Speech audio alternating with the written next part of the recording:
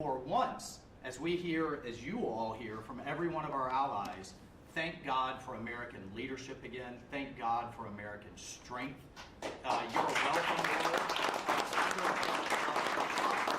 And look, we had a national security team that was coordinating these efforts. As Director Radcliffe testified today, his first day on the job, he was introduced to this app on his government systems at the CIA and at the State Department and otherwise. So, look, this journalist, Mr. President, wants the world talking about more hoaxes and this kind of nonsense rather than the freedom that you're enabling. And a key part of our sovereignty is open sea lanes and knocking the crap out of terrorists, which is exactly what your team and Pete Hegseth, a good friend and fellow veteran, is leading the charge on, and it's an honor. We had a very successful, we had a very successful evening, and we've had numerous successful evenings and days in that area. The Houthis are absolutely on the run. The worst of them has been killed. This should have been done a long time ago by Biden, but Biden was an incompetent president. He couldn't do anything. He didn't know where he was going. He had no clue. This guy had no clue. This should have been done a long time ago. As they shoot missiles at ships, randomly shoot missiles at ships, and they make their own missiles. You know, this is not an incompetent group of people. They make their own missiles. They get the missiles also from Iran. It's an offshoot of Iran, another offshoot. You have Hamas, you have Hezbollah, you have the Houthis. You got a lot of stuff going on with Iran. And we sent a letter to Iran. You're going to have to be speaking to us one way or the other pretty soon, because we can't let this happen. But that's an app that a lot of people use, and somebody got on. I mean, happened to know the guy's a total sleazebag. The Atlantic is a failed magazine. Does very poorly. Nobody gives a damn about it. This gives it a little bit of a shot. And I will tell you this, that they've made up more stories, and they're just a failing magazine. The public understands that. He's a very good man. That man is a very good man right there that you criticize so strongly. He's a very good man, and he will continue to do a good job.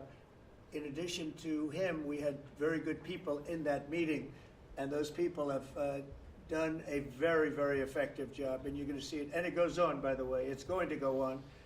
And I think the Houthis wish that it didn't happen, but that's what it's all about. We have to create a safe country, a safe world, and that's what we're doing.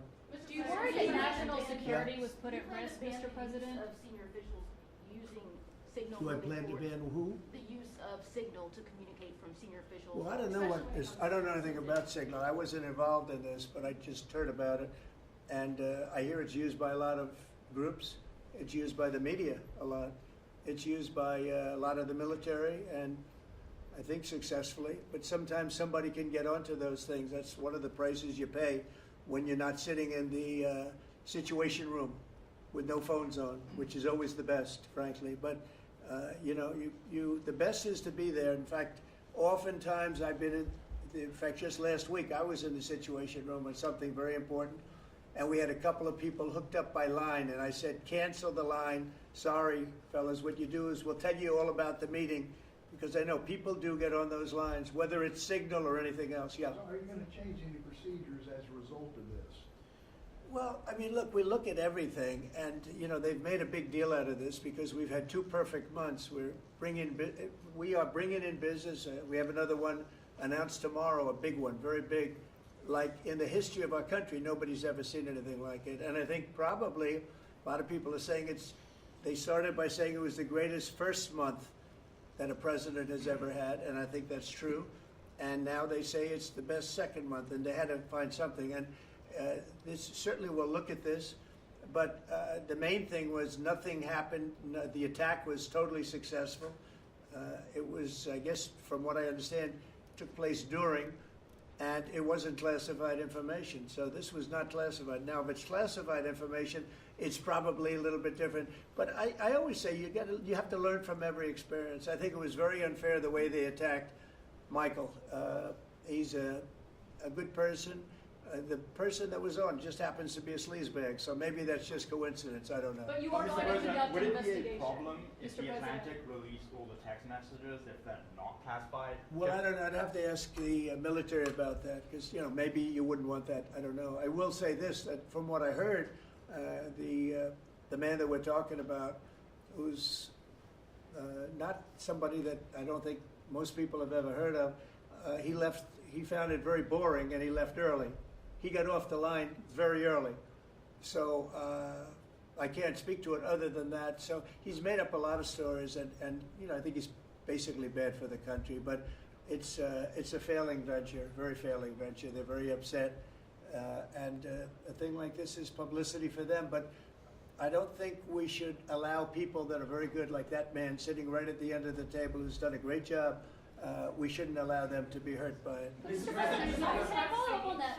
Yeah, go ahead. Are you saying you're okay with the continued use of Signal by administration officials? No, or that's not what I sensitive? said. I said we'll look into it, but everybody else seems to be using it. It seems to be the number one used device or app, whatever you want to call it, and we will certainly look. If it was up to me, everybody would be sitting in a room together. The room would have solid lead walls and a lead ceiling and a lead floor, but life doesn't always let you do that. In the meantime, the attack itself that we were talking about and discussing has been an unbelievable success. But you will conduct an investigation, is what you're saying into this. We'll look into it, sure. Who's gonna I would lead that look into it, investigation? sure. I want to look Is that into the FBI or anything who's like looking that. I would ask them. It's not really an FBI thing. It's really something having to do with security. Security, like will somebody be able to break in? Are people able to break into conversations? And if that's true, we're going to have to find some other form of device. And I think that's something that we may have to do. Some people like Signal very much. Other people probably don't. But we'll look into it. I think, Michael, I've asked you to immediately study that and find out. If people are able to break into a system, now in this case it wasn't that this attack was going on and nobody found out anything. And again, the person that was on, as I understand it, he left very early because he didn't find it very exciting. But I think it's something you should look into. Yes, sir, we are. We have our technical experts looking at it. We have our legal teams looking at it. And of course, we're going to keep everything as secure as possible. No one in your national security team would ever put anyone in danger. And as you've said, and we've repeatedly said, the attack was phenomenal and it's ongoing. But the media wants to talk about everything else except for the hostages you're getting out of the Middle East, Iran on its back foot, sea lanes getting reopened, peace in Europe. As we just saw today with a Black Sea ceasefire, we were just on with Steve Witkoff, myself, our team in Saudi Arabia. They want to talk about all this other stuff except for your amazing successes and the successes of your team. One of the other things, and sometimes you have to move very quickly, and there are other devices that are very good, but they are very, very cumbersome, and you're not able to use them and from a practical standpoint. So all we can do is find out the best we have with modern technology. They'll probably get better over the years. Yeah, go ahead. Sir, on the Black Sea, so the Kremlin has said that there are several conditions that would need to be met for this agreement to happen. This includes sanction relief for banks and some companies. Did the U.S. agree to all of those conditions that they laid out? They will be looking at them, and we're thinking about all of them right now. There are about 5 or 6 conditions. We're looking at all of them. Mr. President, You President said that it's looking into how journalists got added to that Signal chat. Is it possible that there could be a firing of even a lower mid-level official once that person is identified? About what?